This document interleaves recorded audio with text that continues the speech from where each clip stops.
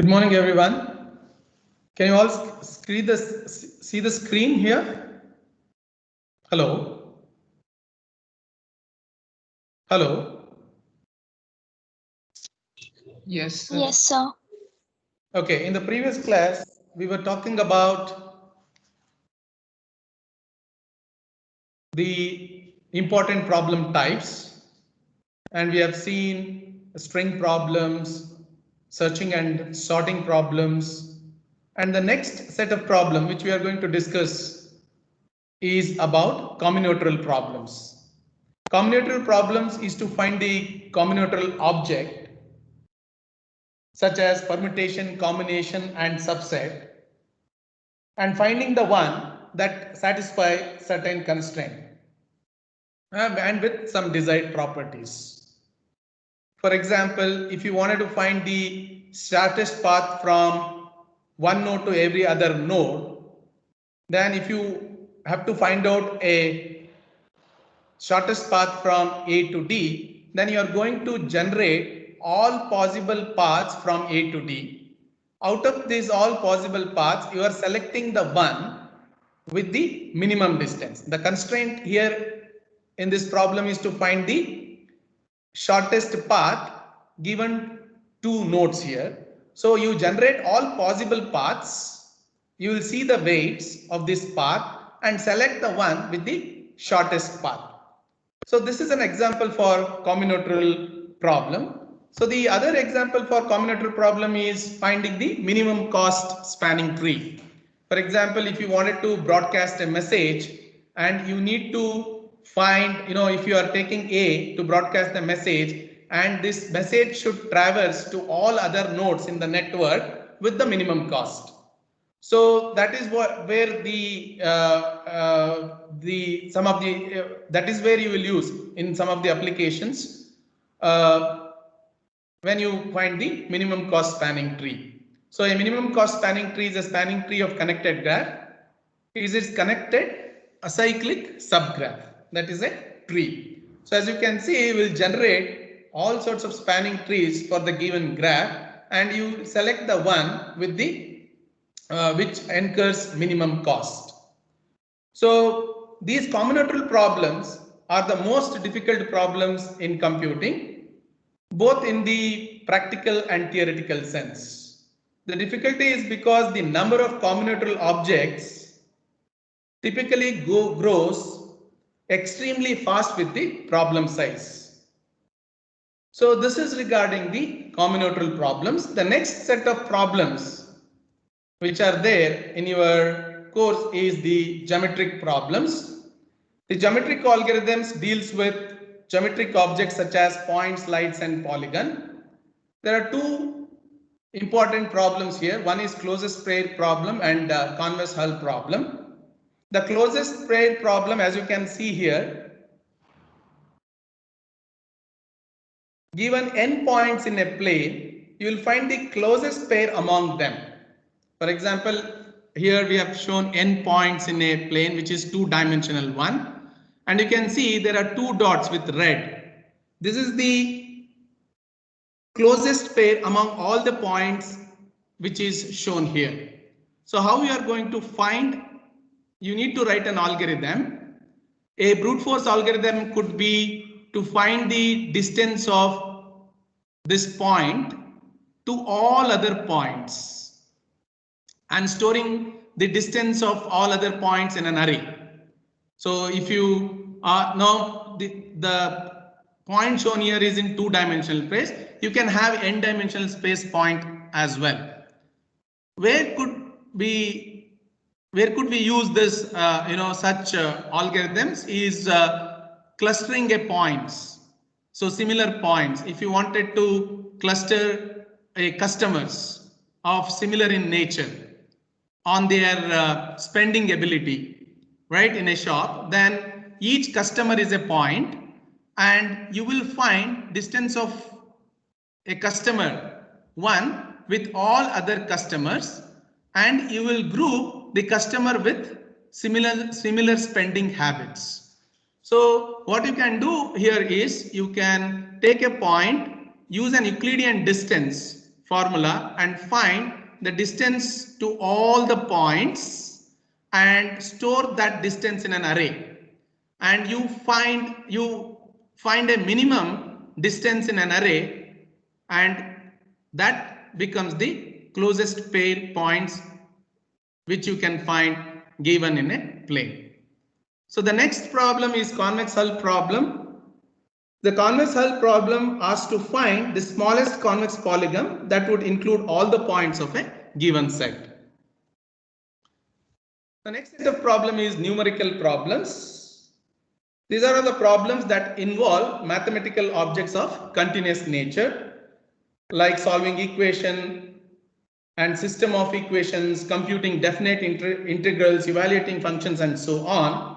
The majority of such mathematical problems can be solved only approximately.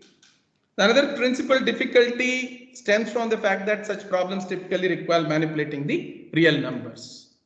So these are all the different kinds of problems which we are going to look in this course, and we have discussed about the same, right? So we have discussed about the problem types, important problem types in this course, that is sorting, searching, string processing, graph problems, combinatorial problems, geometric problems, and numeric problems.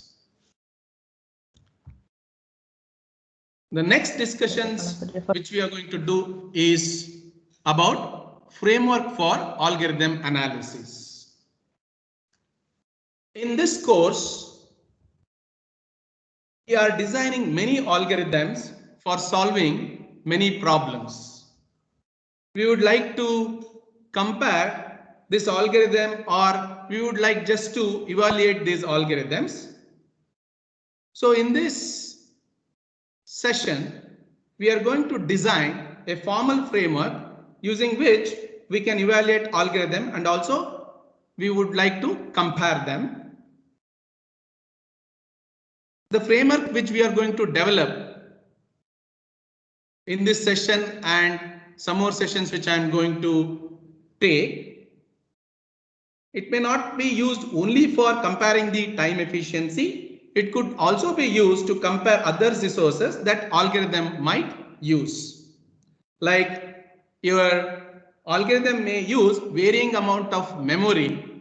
So we are also going to evaluate or compare other resources as well using this mathematical model or framework which we are going to develop.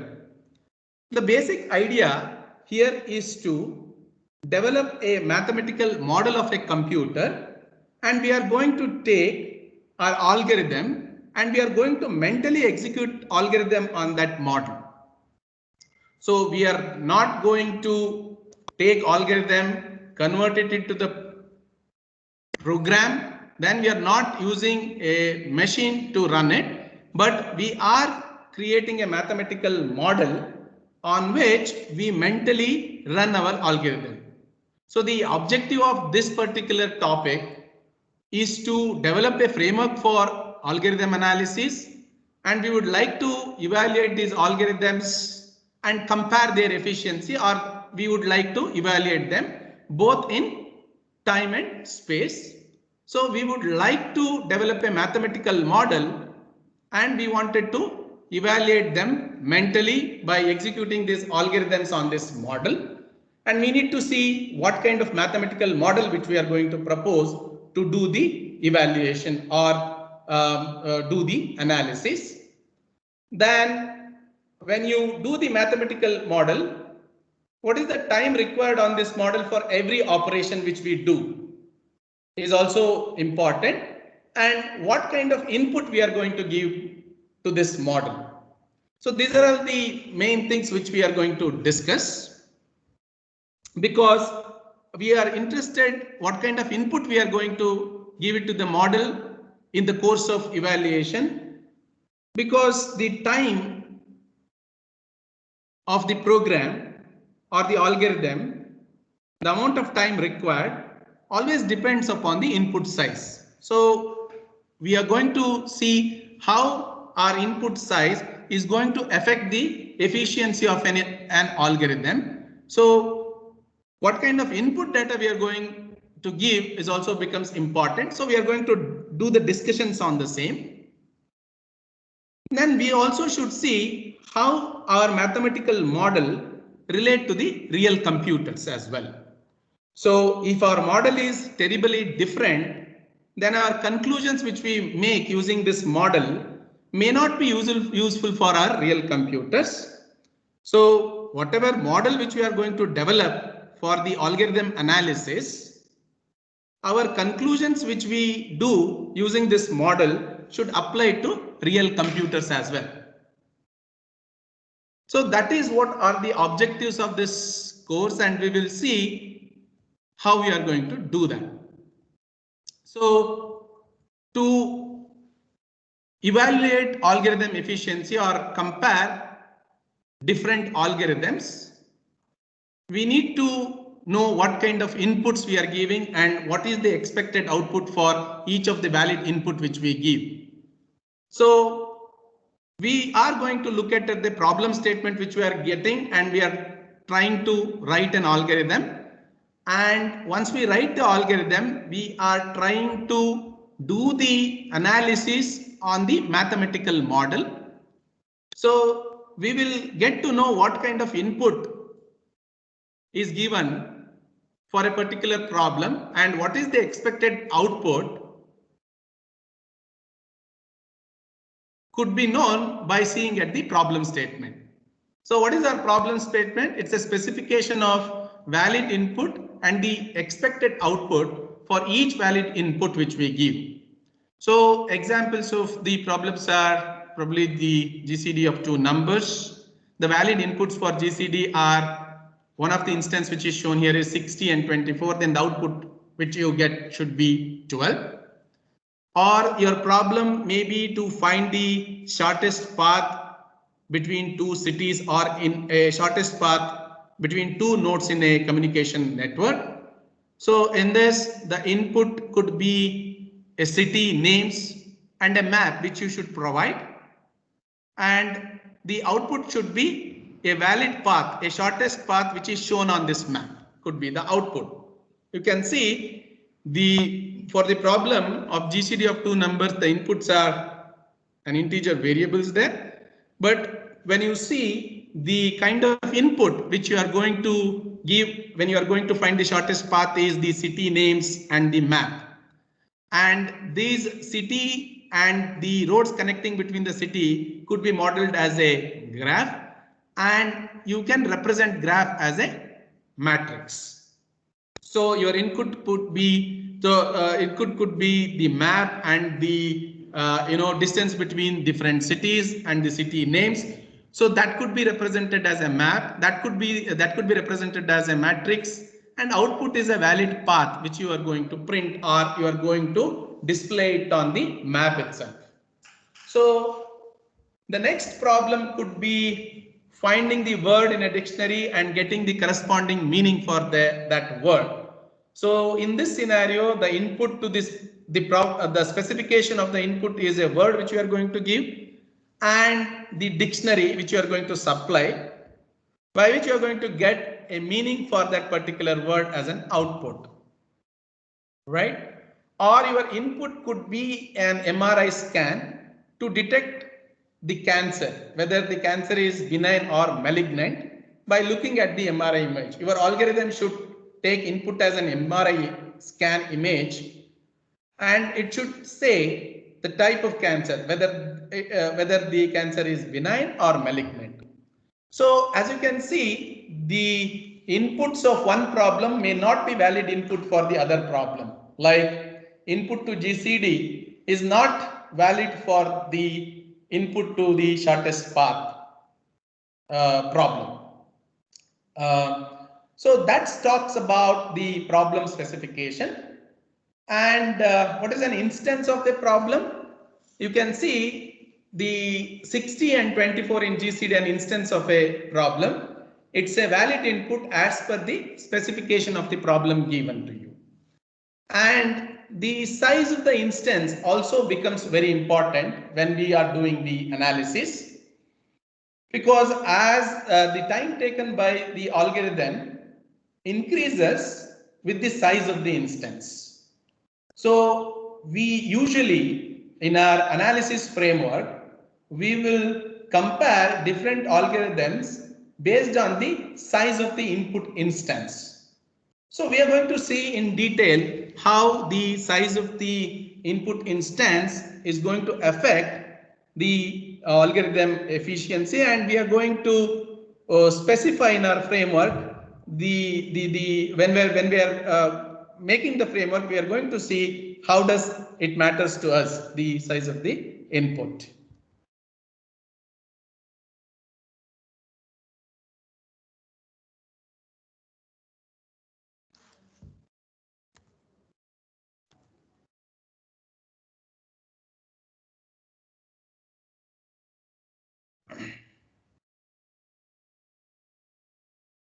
So then eventually we are going to come up with an algorithm. As you all know, algorithm is an abstract computation procedure which takes some value or values as input and it produces value or values as the output. So once you write an algorithm, you can go ahead and write a program. You are expressing the algorithm in a program, but there are strict rules when you write a program which will not be there in the algorithm. So the syntax which you use for particular program has stricter rules than the algorithm. Then we have to specify the RAM model on which we are going to run this algorithm mentally, and we are trying to do the analysis. So the typical model which we are running this program is RAM model, which is random access machine, which has a processor and memory. Memory may have an address from 0 to m-1, and when you allocate memory for a variable which you are using in your algorithm, it could be a valid address. The processor is used to run each instructions of our algorithm. So in terms of when we would like to represent memory in our algorithm, so we allow variable names instead of specifying those memory using addresses. So to make sure that we will be able to write this algorithm comfortably, we can use variable names for the memory locations. We also allow certain data types when we are writing in an algorithm like arrays, structures, list, trees, and graphs. Then we are also interested to see what is the instruction set of a processor. So how much time each instruction is going to take. So let us discuss about the instruction set of a processor which we are going to use and how that helps you to write an algorithm.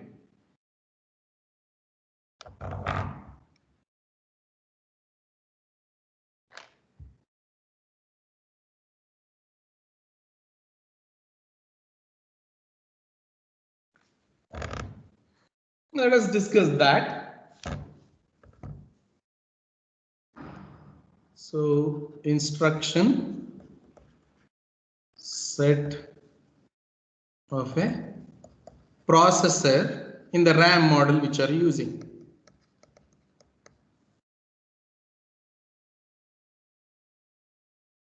So the first set of instructions could be arithmetic and the logical operation. Something like you can say A as an instruction in your algorithm says B plus C.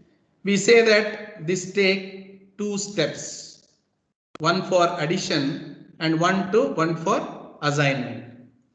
Similarly, if you can also use pointer variables in your algorithm which you are going to write. Like when I say B is equal to star C, the content at location C is fetched and it is assigned.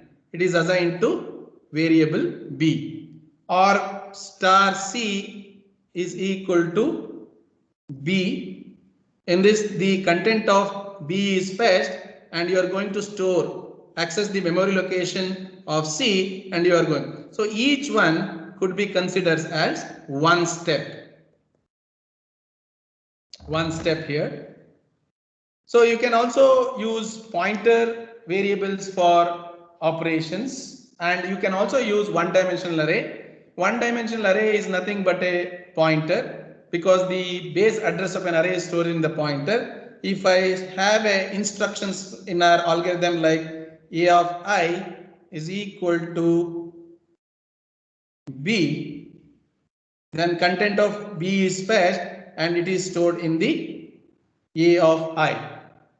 So if you have some instruction like A is equal to B plus C star C minus E, then it's going to take 1, 2, 3 plus 1 assignment, 4 steps, 4 steps it's going to take here. Then if you have some instructions like looping structure, or if you have an instruction like A of I is equal to B of J plus C of J. So we are going to say how many machine instructions this is going to take. The expression shown here looks simple, but the simple expression, how many machine instructions it's going to take. First, B of J, memory location is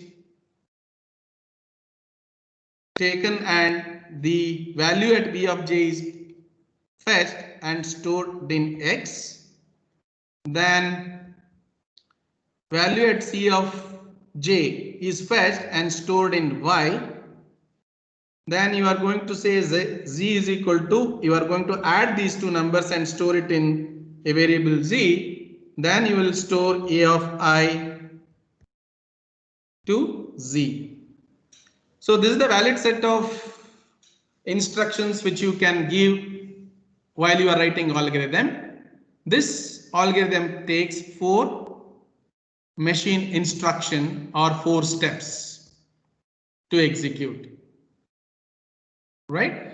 So if we are using a looping structure, you can also go ahead and write in an algorithm looping structure like this. This is allowed 1 to n.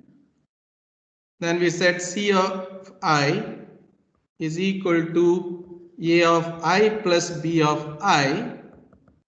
Then how much time your processor, the RAM model processor, the mathematical model which you are talking about is going to take. Let us do the analysis for the looping structure. First step will be assignment, assigning I with 1.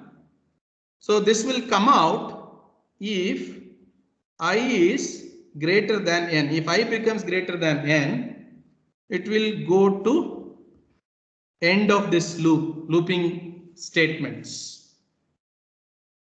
So the statement inside this loop takes these many steps, like first we will say x is equal to A of I, then we will say y is equal to B of I have explained this to you. Then z is equal to x plus y will happen. Then it will store it into C of I. Z, the value at z is stored into C of I.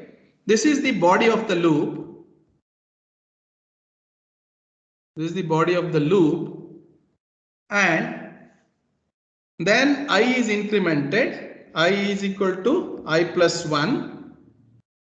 Right? And this goes back to step 2. If I say this is 1, 2, step 2, this is 3, 4, 5, 6, 7, 8, 9 step.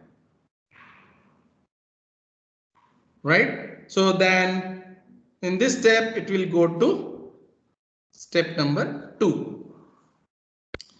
So if we take a look into this looping structure, how many times the body of the loop is going to execute? For example, I is equal to 1, this particular statement. So, okay, so this is an algorithm. The steps are from here. That's okay. So I is equal to 1. It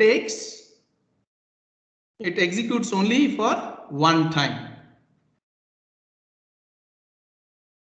Right? So it will go to the end of the loop. I is greater than n. We will see how many times this is going to execute. And we are also going to see how many body of the loop is going to execute. And how many times these statements, that is increment and go to step 2 is going to work. As you can see, I is equal to 1 is going to execute for only one time, right? How many times this body of the loop is going to execute? Can anybody tell me? So 4. Hello?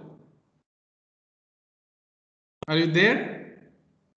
Sir, 4 times. 4 times? Why? The body of the loop, because. So what we are trying to do is that we are seeing how much time it is going to take on our model, mathematical model which we have done, and mentally we are executing the algorithm.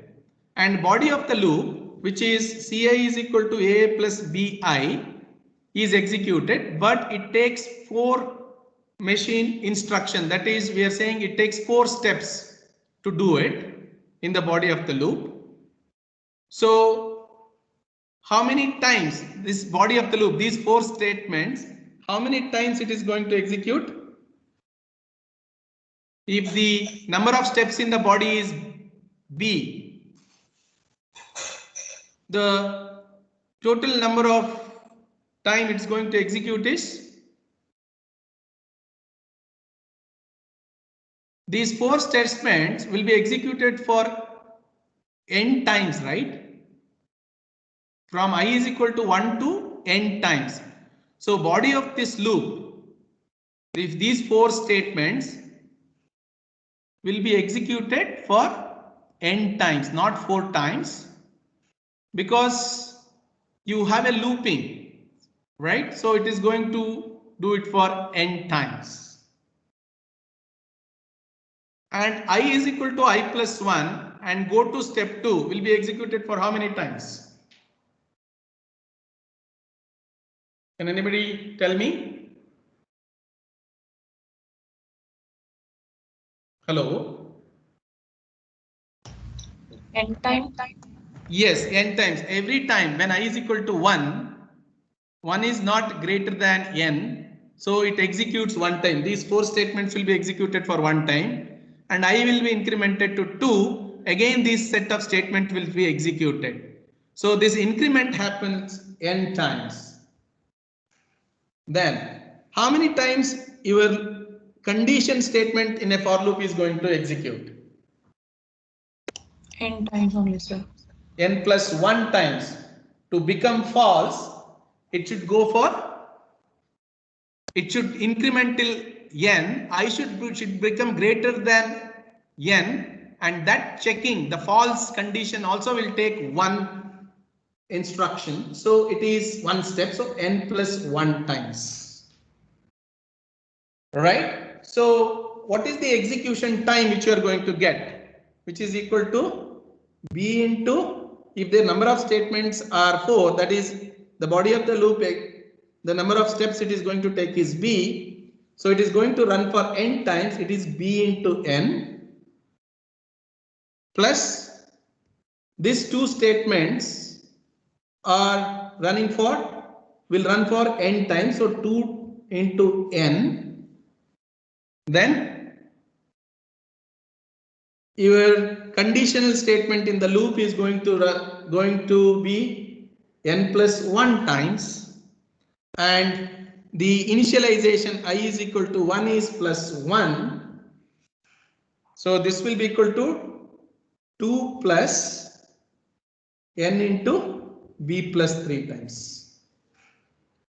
So if b is 4, then this bn will be equal to 4n times. So this is the amount of time required to execute this particular program which is shown here. So these are all the statements allowed in the mathematical model of the RAM model, which is allowed. You can go ahead and write an algorithm using the variable names, the data structures which you are going to use, like simple variables or arrays, structures, trees, graphs, and you can go ahead and use those in your algorithm. You are writing this algorithm for the and you are going to find the efficiency of the algorithm on the mathematical model which we are going to talk. So you are allowed to use these set of statements, one shown here, in your algorithm. And you can see in our mathematical model which we are talking about, we are going to use the number of steps each statement is going to take, and we can eventually find the time taken by your algorithm. So this is the whole idea, and we are going to come up with a framework now for finding the efficiency of an algorithm, or to do the performance analysis of an algorithm. So that's the discussion for the next topic, I'm going to start now.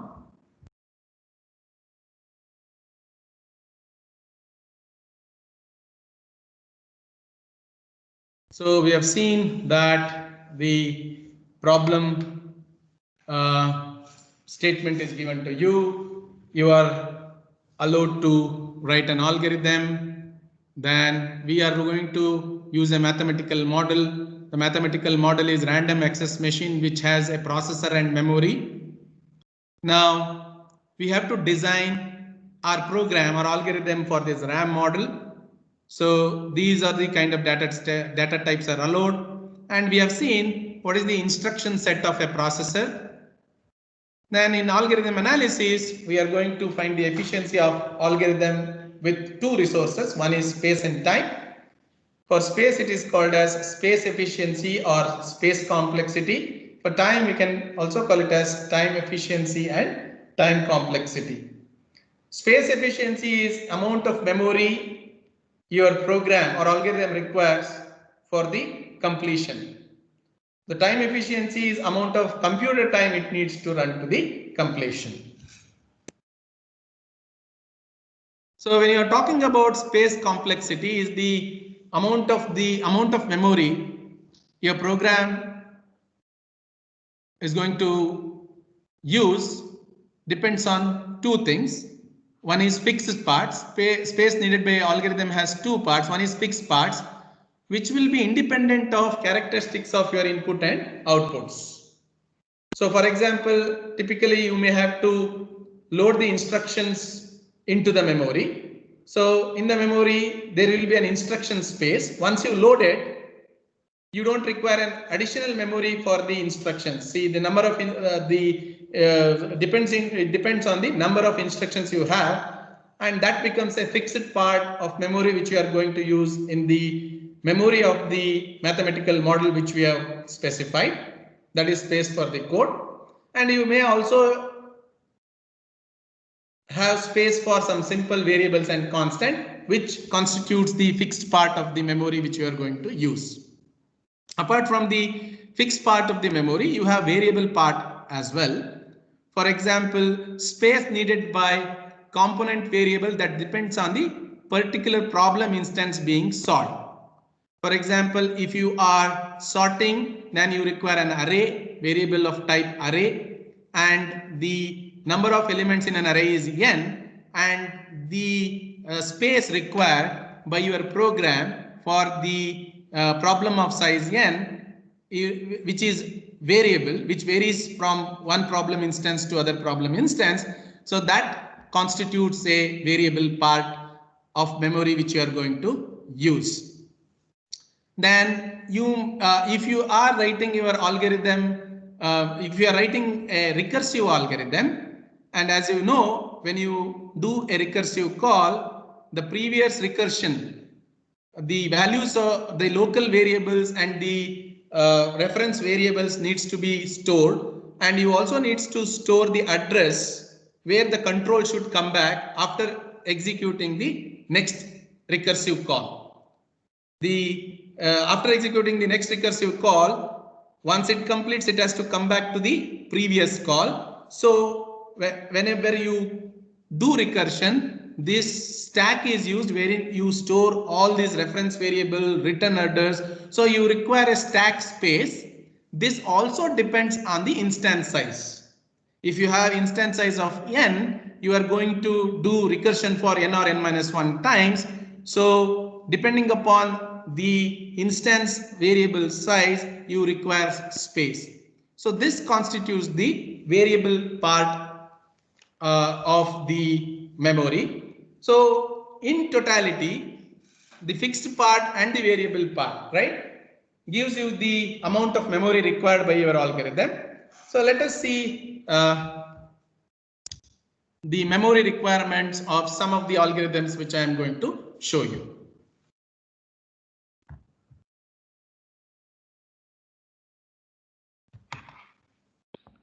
So if I have for a space complexity or to find the amount of memory your program or algorithm require, if I have an algorithm, called ABC with 3 variables, simple variables, and I'll say return A plus B star C divided by A plus A plus B plus C divided by A minus C plus some constant for 0.0, right? So here, as you know, the memory which is required here is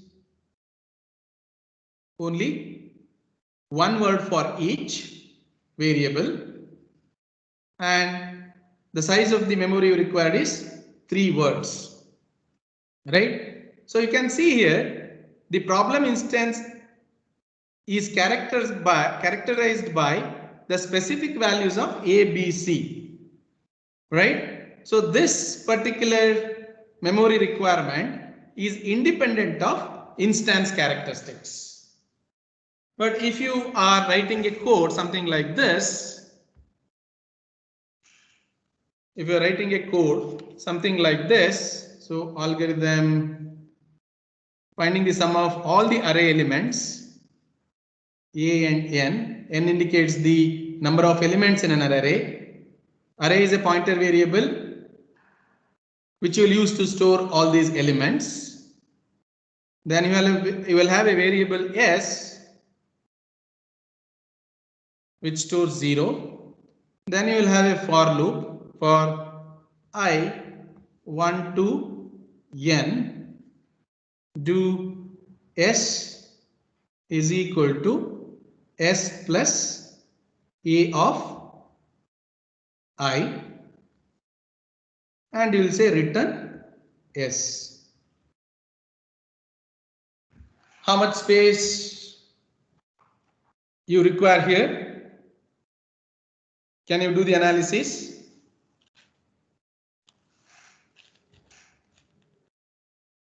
K is an array of n elements. A is a variable which you want to store these n elements. So how much space you require? Is this problem or characterized by the problem size n? Yes or no? Yes, yes. So for different kind of instances, you may require different amount of memory, right? It varies from problem instance to problem instance. So if you wanted to do the analysis or find the space complexity, how much memory your program requires?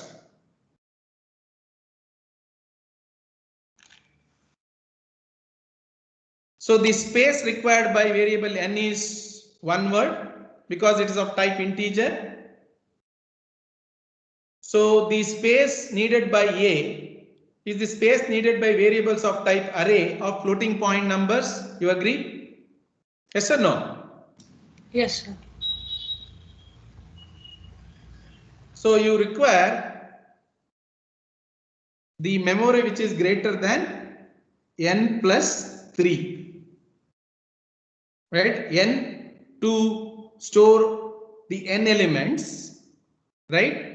N for array A, right? And 1 each for the variable n itself. Then you have loop variable I. Then you have a variable s to store the sum. So this constitute 3 words plus n to store n elements in an array. So the memory requirement for the space required by the sum problem of finding the sum of n elements in the array should be greater than equal to 3 plus n. So this is how you are going to do the find the space complexity of a algorithm given, right? Which depends on the characteristics of the instance variables. So one more example we will take and you will let me know how much space it's going to take. So if you are writing a recursive algorithm,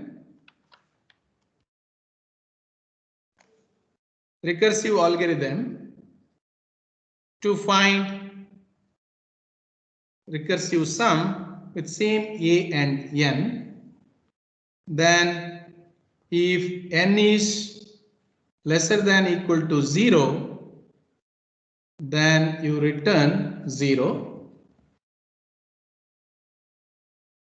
right? Then else return recursively call rsum with array A and n minus 1th element and a of n. This is the recursive algorithm to find the sum of the elements in a given array. So how does this work? Suppose n is 4, you have to add. So suppose we have subscript 1, 2, 3, 4 and we have 10, 20, 30, 40. Then how does it work? First, this is A. A is passed and you're going to say n is equal to 4 elements in an array. 4 is lesser than 0? No. So you will call rsum with an same array 3 plus a of 4th, that is 40 plus rsum of a into 3. So this recursive call rsum, next time when you are calling a of 3, a and 3 if you have called, this will come to return statement and cause rsum of a comma 2 plus a of 3. So like this, a of 4 plus a of 3 plus a of 2 plus a of 1 is added, right? So is this algorithm, in this algorithm, the memory required, is it characterized by instances of n, the size of n? Yes or no? No, Yes, sir. sir. So does this algorithm requires a stack space? Yes, sir. Why? Because it's a recursive algorithm. So if it is a recursive algorithm, so the local variables and the return address, everything where the control should go back, all this should be stored in a stack, right? So in this scenario, the space required, the stack space which you require is 3 into n plus 1, right? Stack for a to store the value of n. So 1 for a, 1 for store the value of n, 1 for return address. So for each recursive call, you require 3 word size of 3 in a stack, and your recursion runs for n plus 1 time. Your recursion runs for n plus 1 time. For each recursion, you require 3 words in the memory location. So the memory space should be which you require is greater than equal to 3 into n plus 1. So that's how you do the analysis for space, or you find the space complexity of an algorithm. So most of the algorithm which we are going to do, we only deal with time complexities. Okay, so this is just to show you how the model which is proposed here could also be used for evaluating the performance of other resources or evaluating the space needed by your program as well. Okay. So that is what is all about space complexity.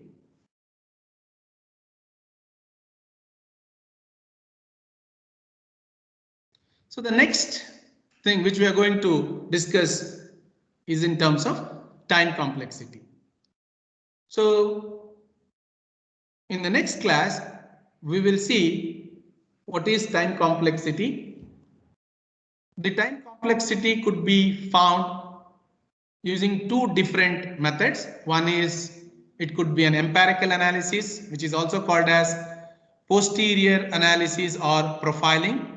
Then we will be able to do the analysis which is called theoretical analysis, which is called prior estimate, a priori estimate.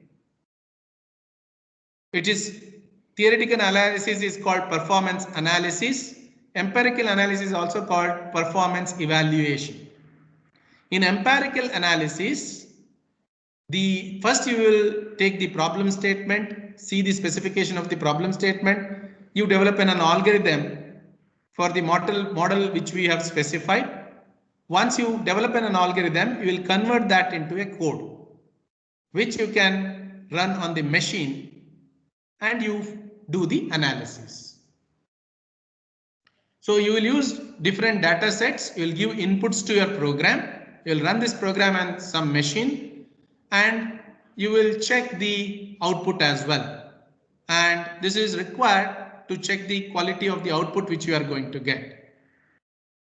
Right? In theoretical analysis, we are not going to convert our algorithm into a program, because when you convert algorithm into program, it depends on a lot of external factors. So we don't want, because as we are doing the analysis of algorithm, so we don't require any computer on which we need to run this, because as soon as you convert your algorithm into program, then the time which you are going to calculate depends on a lot of external factors. And we will see how to come up with a framework for theoretical analysis in our next class. Thank you.